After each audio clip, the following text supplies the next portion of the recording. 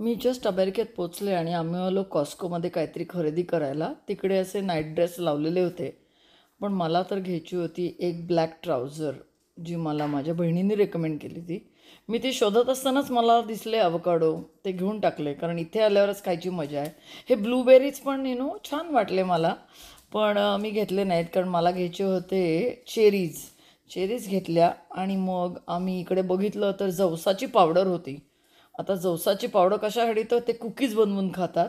मी म्हटलं आपली चटणीच बरी आहे, जवसाची चटणी मस्त लागते. ती खाल्ली तरी बी पी कंट्रोलमध्ये राहील. तर मग इथे असं काय काय बघत होते आईलमध्ये. आणि मग तिकडून पुढे गेलो तर काय बरं दिसलं, काय काय दिसत होतं. हे आपले कॉर्नफ्लेक्स वगैरे वगैरे.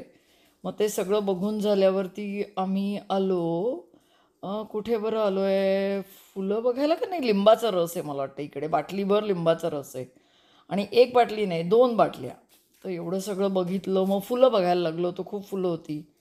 मग आम्ही याच्यात थोडीशी खेळलो की कुठला रंग तुला आवडला या फुलांमधला, असं मी नवऱ्याला विचारलं. मला तर ही गुलाबी आवडली, त्याला आवडली शेंद्री. आणि मग तिकडून जरा माळ्याच्या मळ्यामध्ये शेताचं पाणी जातं, असं गाणं पण म्हटलं. आणि मग इकडे आले तर बापरे, किती मल्टीविटॅमिन्स.